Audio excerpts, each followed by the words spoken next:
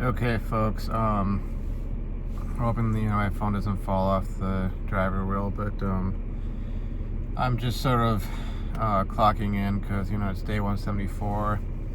It's the afternoon, and I really haven't recorded anything or uploaded anything. So just gonna do my daily update.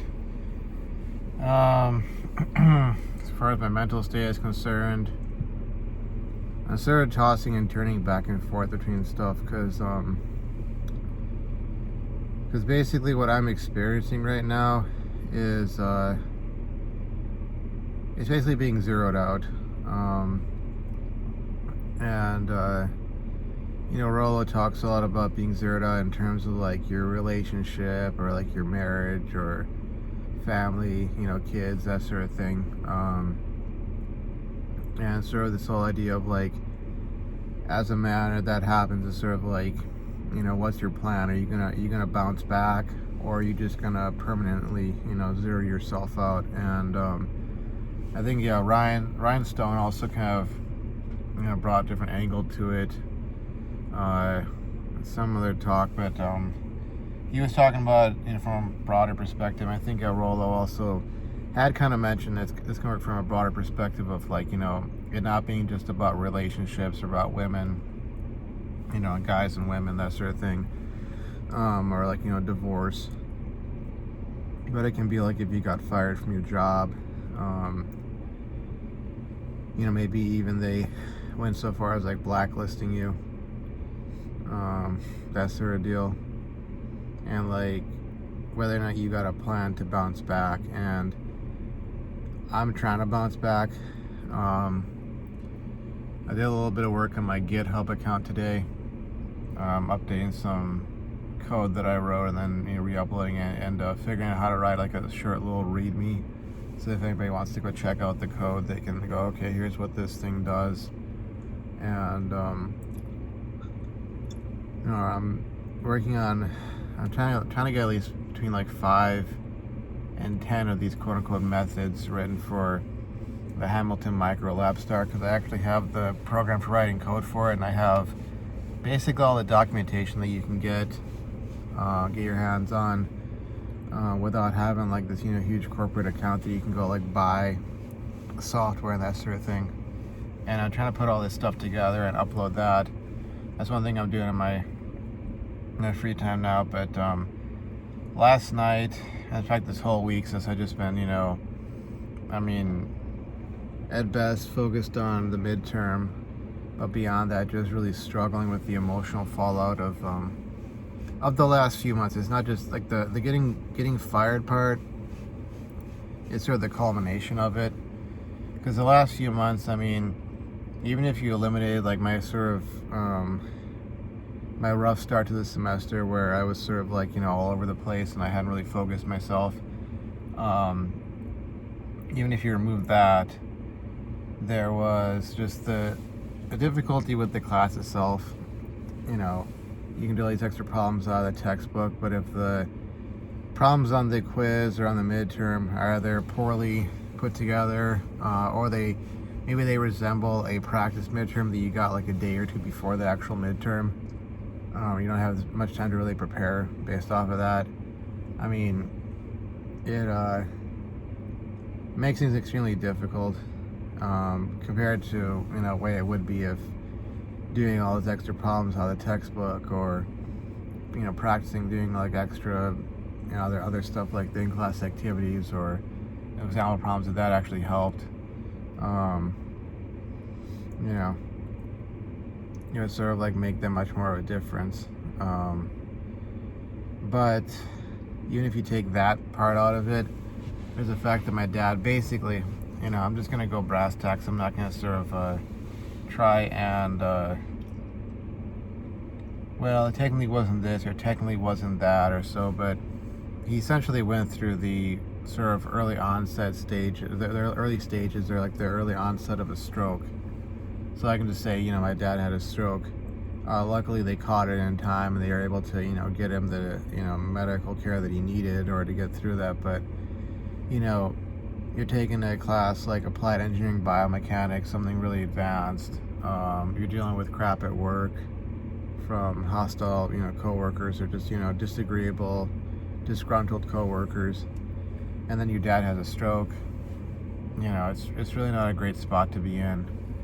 And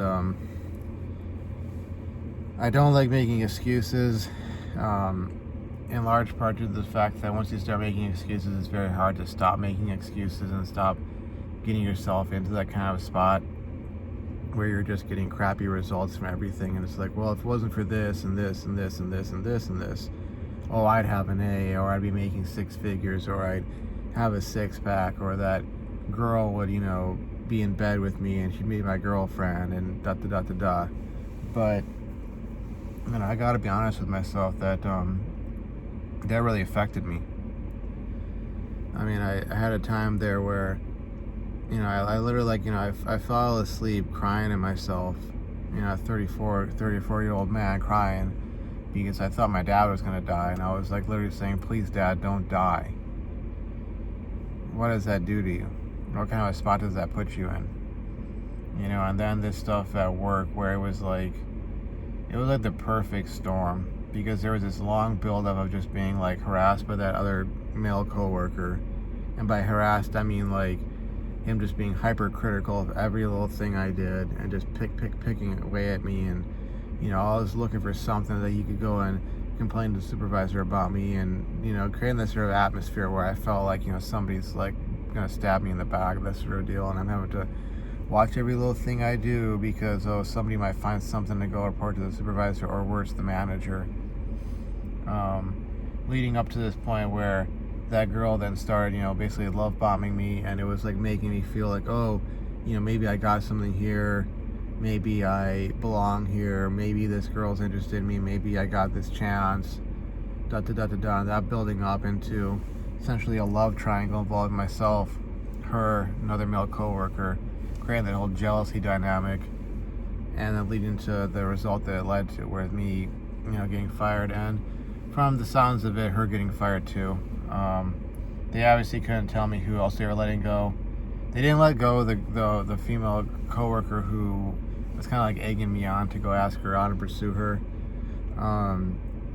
They may have just figured that was a faux pas on her part, and just don't do that again. If there's something going on, don't get involved in it, stay out of it, that sort of a deal.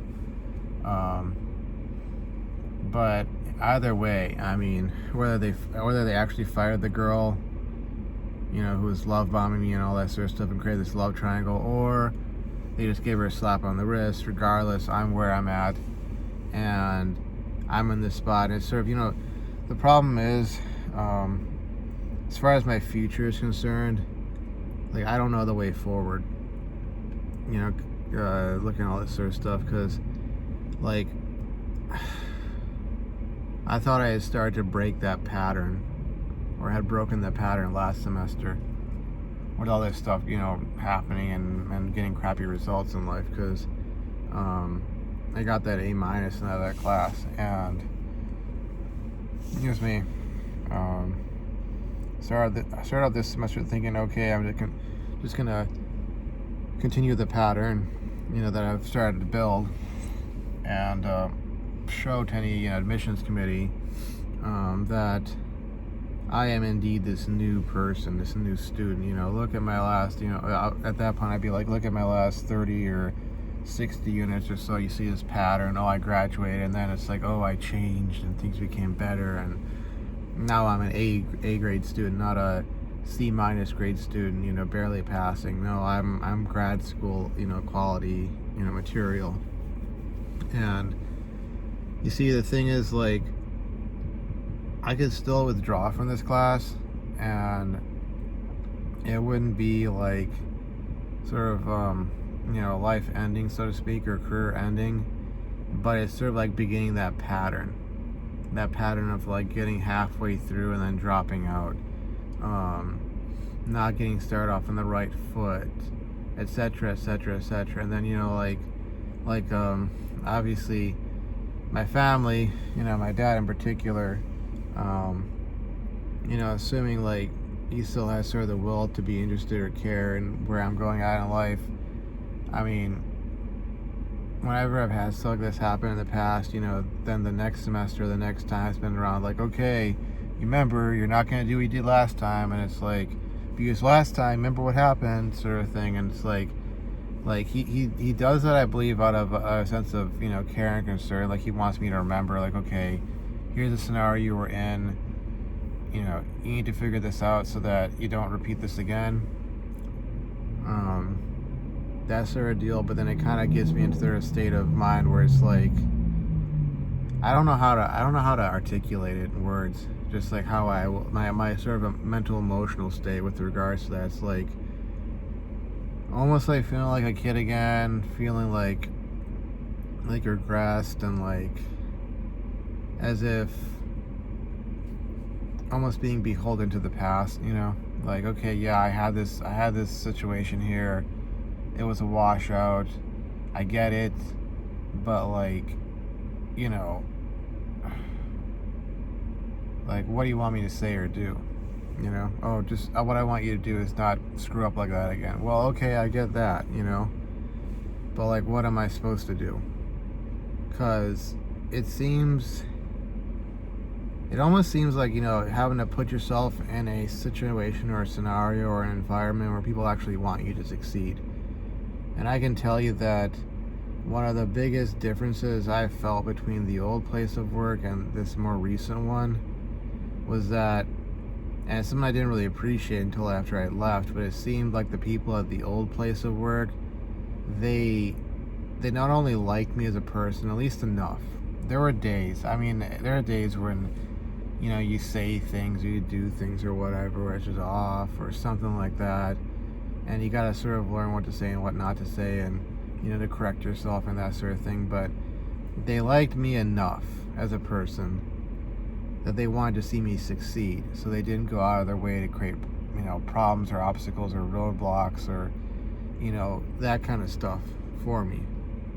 And, as much as I appreciate like the mentality of like, rugged individualism, which is very much an American thing, and ironically enough, it's as much as I've had these times in my life where I felt out of sync with the society that I was born into and raised in. I do have an appreciation for that sort of stuff, but I kind of feel like there's a limit where it's kind of like, okay, if you're in an environment surrounded by people who really want you to fail, I mean, yeah, there are those guys, we see these movies, guys and gals, I mean, like, if they were to make like a film about Marie Curie, or there's that movie Hidden Figures, to use an example of, not a masculine example. I mean, I could go and find movies about different historical figures, like nowadays historical figures like Steve Jobs, or who else? What's one more recent one that would be like actual? I'm trying to think of some other figures of individuals, but you could pull up, these movies about these guys and gals who, they overcame overwhelming odds, and everyone was against them except for maybe one or two people, and and that's if they were, had even one or two people supporting them, and they overcame all these great odds, and they, accomplished all these things. And it's like, yeah, there are those people out there, and I salute them, I applaud them, but I kind of feel like you're almost setting yourself up for failure if you're gonna go out in life and act like you are one of those individuals right from the get-go, because it's almost like when people talk about, like, if you want to talk about red pill stuff or like intergender dynamics, it's like they're the guys who are the naturals, and then there's everybody else. And most guys who would be considered alpha or sigma, let's say, they're not naturals. They had to go through the beta experience, the omega, the gamma, the every other subset of the male experience of life. They had to pretty much go through that. They had to know what it was like to be, almost like a basement dweller type guy, who nobody even knew existed. They had to go through the experience of being like the secret king who really wanted to be popular or be accepted or be rich or be famous or accomplished or so, but kept on being treated as like this completely unwanted, disgusting, filthy creature, almost like a golem type creature. They had to go through the beta experience, maybe being somebody's, almost like someone's lieutenant,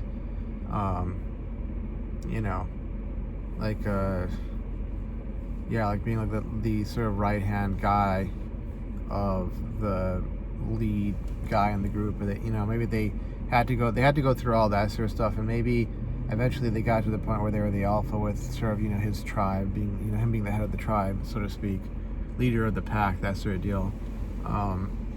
Or they ended up becoming like the Sigma male lone wolf sort of type, who sort of moves within the hierarchy and plays whatever role he has to play, that sort of thing. But that's most guys. You have a handful of guys who are the naturals, and it's kind of like, I think kind of like that in general, in a broader sense. If you wanted to go beyond, you're restricting it to the male gender, and include famous, accomplished women in this whole consideration. It's kind of like there are those who are the naturals, and there were those who had to, almost like, they had to go through it, almost like being in a boxing match. They had to go through, 11 rounds of fighting. Let's say in 10 rounds they were getting the crap kicked out of them, and then the 11th round they finally landed that punch on the other person with their boxing. I'm being metaphorical here. And then that led to a bunch of combos where it was like, okay, now they're turning it around, and they, at the end of that round, they KO their opponent, in the boxing match, so to speak. And then it's like, okay, they got the win, but it's kind of like they end up looking like Rocky Balboa, at the end of his victory match, against, I think it was Ivan Drago.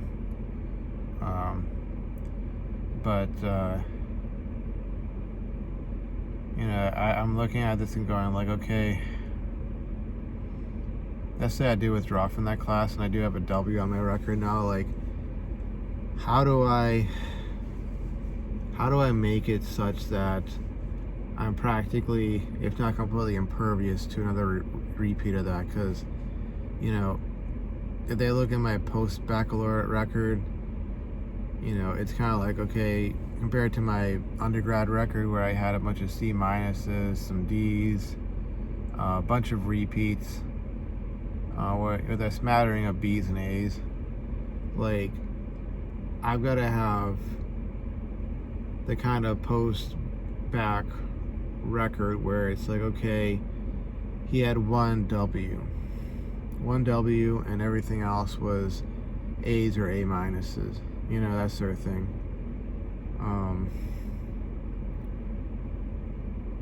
And somehow I've got to like not have that become my freaking record again, because I've had this happen before where it's like the first time I go in to do something, like I'm super focused, everything's lined up, bam bam bam, knocking stuff down, and then something happens, whether it's something with a girl or something in my family, something comes along and like just completely freaking derails me, and then I have to try and get back on track, and it's like I miss my exit, so to speak, and I don't know what to do with that, especially at this age, because it's like, if I'm going to, let's take a hypothetical look 5 years in the future, or 6 years in the future. If I was to be standing there with my master's degree, maybe going into a PhD program, if that was even a possibility, like, what would I have had to have done? What would I have to have accomplished? How would things have had to have lined up for me to even get to that point? And what can I do about that now to make myself go in that direction? And because at my age, it's like I'll tell you, like, for the last almost 2 years, I've been sending most of the money I've been making to paying off student loans. And depending upon the size of my severance package, I could zero out another student loan, which would leave me with two of them. One of them's in forbearance, it's a federal student loan account. The other one's private, I'd have to be paying on that. And then there's my car loan. And if I am to pursue anything at this point, see, this is a case of like, I gotta take these classes to get my GPA up. And this is not something I can, take student loans out for, or, have somebody else pay for. It's like all coming out of my pocket. And so it's kind of like,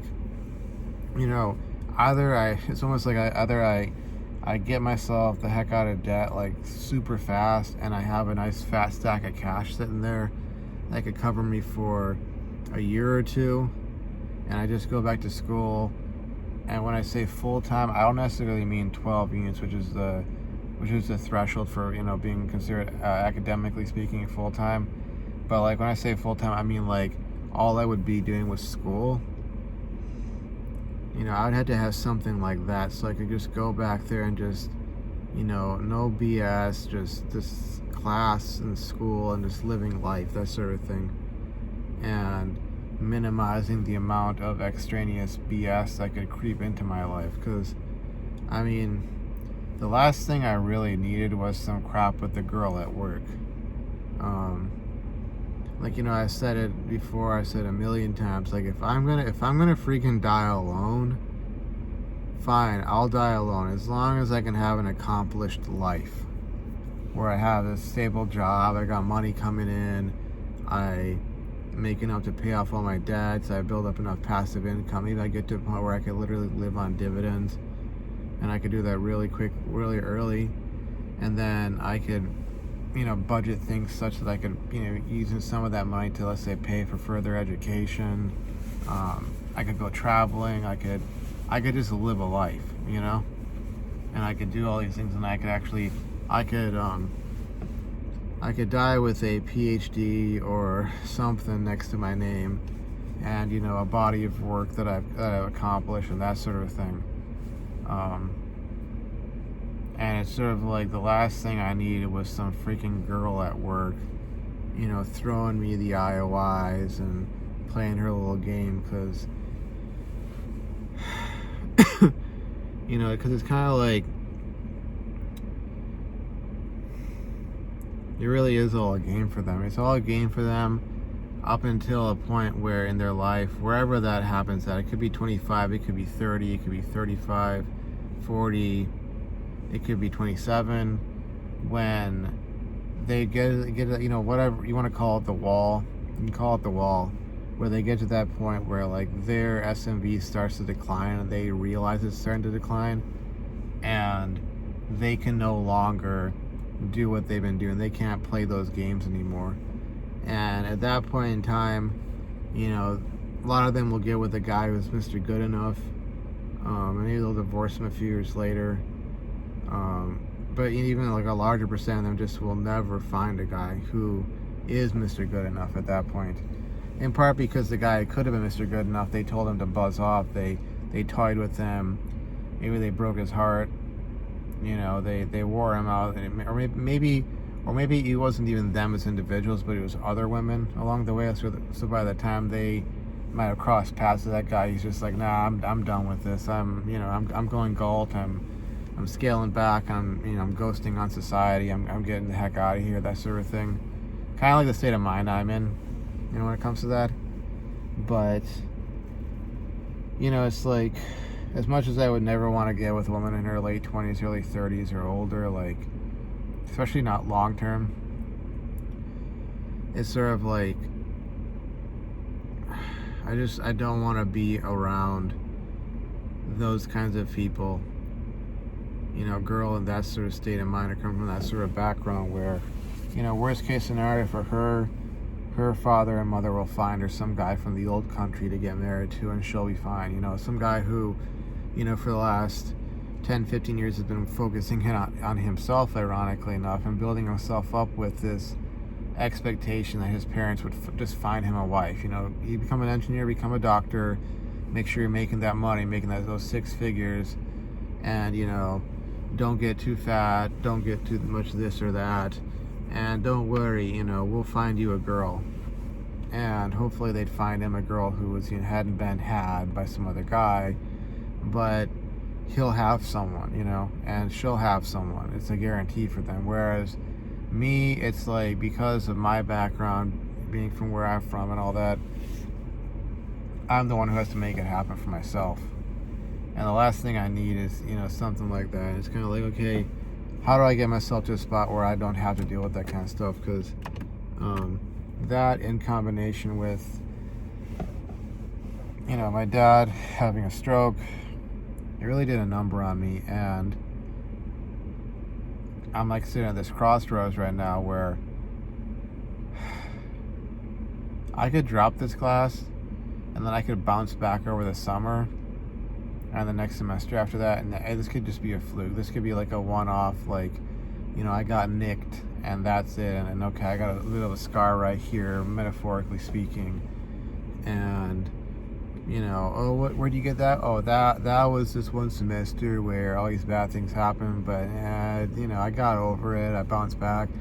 Or it could be the start of yet the same old garbage, kind of stuff that I'm not trying to do. But anyways, I think that's what I got to say for today. I'm trying to hold things down and sort of make sense of like where I'm at. I do have the second half of my laundry to do, which I kind of feel if I did that and I got my room cleaned up, maybe that would do something with my mindset. But if I do stick it out with this class, there's homework due next week, and there's also the second lab, which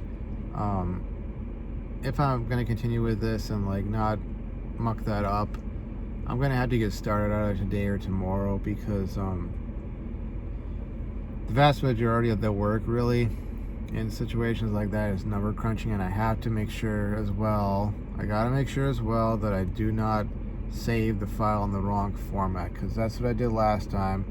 And I could have gotten it in, gotten nicked 30%, but still had some points, but I wasn't able to, because when I saved it as a CSV file, it lost all the graphs and the sheets and all that sort of stuff with all these extra calculations I'd done for that assignment. So stuff to keep in mind. But I might just have a chat with my folks and see how things are with them.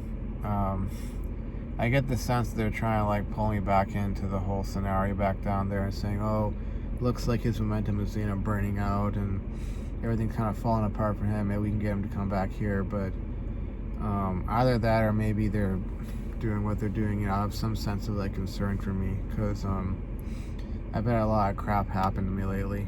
So anyways, and even if they have stuff they're doing out of sense of concern, there's also sort of unintended consequences, which I think is kind of probably the bigger picture with a lot of this sort of stuff.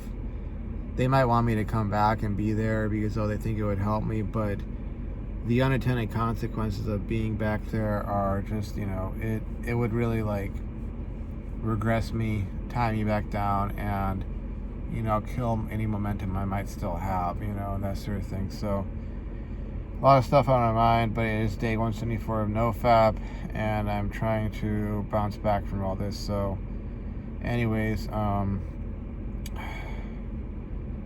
and I have not been in contact with my old boss yet. I've been dealing with these things. So anyways, I'll see you folks around. Thanks for watching. Bye bye.